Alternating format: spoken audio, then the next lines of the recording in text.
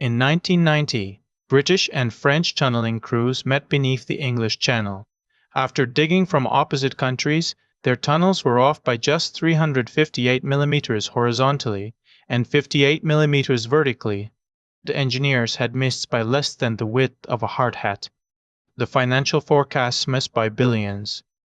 The Channel Tunnel became one of the great engineering achievements of the 20th century. It also became a warning to anyone who thinks a brilliant structure automatically makes a brilliant investment, because every mega project is really two machines. One is made of concrete, steel, and electricity. The other is made of forecasts, contracts, and debt. The first machine worked. The second almost destroyed the company that owned it. This is steel and debt, the money behind megaprojects.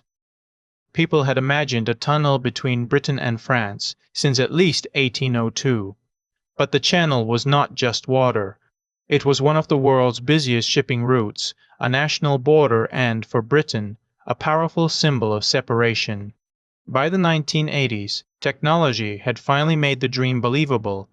Cars, trucks, and high-speed trains could be carried between the two countries without waiting for weather or ferries. The governments wanted the connection. They just did not want to pay for it. The 1986 Treaty of Canterbury made the rule explicit.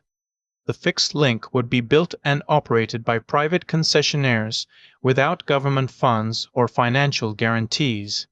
The business model looked elegant. Private investors and banks would provide the money. Eurotunnel would build the link, charge trains and vehicle shuttles to use it, repay the debt, and eventually reward shareholders. In other words, build a permanent shortcut, then collect decades of tolls. But that model depended on three promises being true at the same time. Construction had to stay near budget, the tunnel had to open on schedule, and enough customers had to pay high enough prices. All three promises broke. The Channel Tunnel is not one tunnel. It is three parallel tunnels stretching 50.45 kilometers between Folkestone and Calais. Two 7.6-meter rail tunnels carry trains. A smaller service tunnel runs between them for access, ventilation, and emergencies. About 37.9 kilometers lie beneath the sea, with the alignment averaging roughly 45 meters below the seabed. The tunnels even curved to remain inside a layer of chalk marl that was stable enough to excavate and relatively resistant to water. At two locations, the rail tunnels open into crossover caverns roughly the size of cathedrals. This was not simply a hole, it was an underground railway system.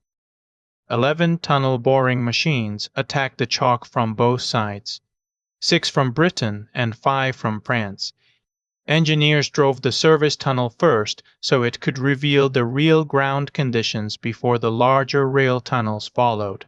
The French side was wetter and required machines designed to work under higher pressure. The British machines could move faster through drier ground. Behind every cutting head, crews installed concrete or cast iron lining segments, while spoil traveled back through a growing underground factory.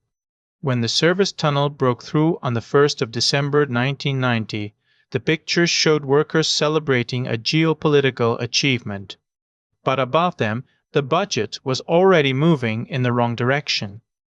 Measured in 1985 prices, the completed project cost about £4.65 billion, roughly 80% above the original construction budget. Financing costs were estimated to have run about 140% above forecast. Those are different overruns, and both matter. The first pays for more work, more equipment, more labor, and more time. The second is the price of borrowing while all of that happens. On a debt-heavy project, delay is not just a calendar problem. Every extra month can mean more wages, later revenue, and more interest on money that is already gone. Part of the increase came from stronger safety, security, and environmental requirements.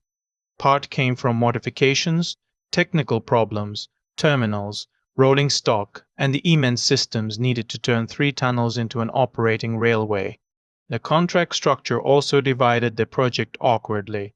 Eurotunnel had to balance the construction consortium on one side and a syndicate that initially included 198 banks on the other. Some work was fixed price, some target cost, and some cost plus. The people building the project and the people who would operate it did not always have the same incentives. The civil engineering was difficult.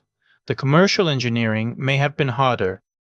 Even an expensive tunnel can survive if revenue is high enough. So the financial model leaned heavily on traffic forecasts. Those forecasts were extremely optimistic. An ex-post study by transport economist Ricard Anguera found that Eurotunnel's passenger forecasts were often 2 to 3 times the numbers later observed. The project overestimated how large the total cross-channel market would become and how quickly it would grow. But there was an even subtler mistake. Forecasting market share is not the same as forecasting profit. The model treated ferries almost like passive traffic waiting to be captured. Ferry operators did not cooperate. They cut prices, improved services, and fought for every customer. Eurotunnel eventually captured a market share close to its early prediction, but it did so through a price war. According to Anguera's study, average prices fell by roughly 35 to 45%. So a forecast could look correct in one column and still wreck the business in another. The tunnel carried customers but earned much less from each of them than planned. This is the difference between demand and revenue. A busy asset is not automatically a profitable asset. Now combine the failures. Construction costs rise. The opening is delayed. Borrowing grows. Interest grows with it. Then the tunnel opens into a price war. Traffic disappoints and revenue arrives below forecast. The company cannot simply raise prices because ferries and airlines give customers alternatives. It cannot move the tunnel somewhere more profitable. And it cannot sell half a tunnel. The asset is fixed, the debt is not. This is why privately financing a megaproject does not make risk disappear. It decides who absorbs that risk when the spreadsheet meets reality. For travelers, the competition was excellent. Faster journeys and lower prices transferred enormous value to users. London to Paris, once a 6 or 7 hour rail and ferry trip, could eventually be done by train in around 2.5 hours. For the original owners, that value was much harder to capture. Anguera's ex-post evaluation concluded the users gained significantly at the expense of producers, while the tunnel operator and ferry operators suffered substantial losses. The same study controversially concluded that, on its assumptions, the total resource cost outweighed the measured benefits to the British economy. That does not mean the tunnel is useless. It means usefulness. Economic value and investor return are 3 different questions. The debt burden became impossible to ignore.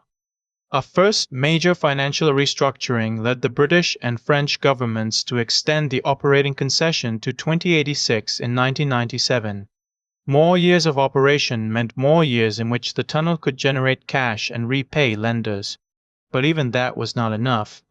In 2006, Eurotunnel entered court protection in France. A safeguard plan approved in 2007 cut financial debt from about 9.1 billion euros to roughly 4.2 billion euros, a reduction of 54%, excluding securities treated like equity. The tunnel did not move. The trains did not stop forever. The financial machine was rebuilt around the physical one. Here is the twist. The Channel Tunnel is not a dead asset. It became essential infrastructure. Since opening, it has carried hundreds of millions of people and more than 100 million vehicles. In 2025, Getlink reported 1.198 billion euros of revenue and 667 million euros of EBITDA from its Eurotunnel segment. The tunnel can generate serious cash today because the original financial burden was restructured, operations matured, and the concession now runs until 2086. So calling the Channel Tunnel a failure is too simple. It was a technological success, A disaster for many original investors, a major benefit for users, and eventually a valuable operating business. All four statements can be true. The deepest lesson is not never build big. It is never confuse the structure with the deal. Engineers can model geology to the millimeter. Financial models must predict how governments, competitors, customers, and interest rates will behave over decades. Rock does not cut its prices because you opened a tunnel next door, ferry companies do. The Channel Tunnel connected two countries. It also exposed the gap between physical precision and financial uncertainty. The crews beneath the sea missed each other by 358 millimeters. The business plan missed by billions. And that is where steel meets debt.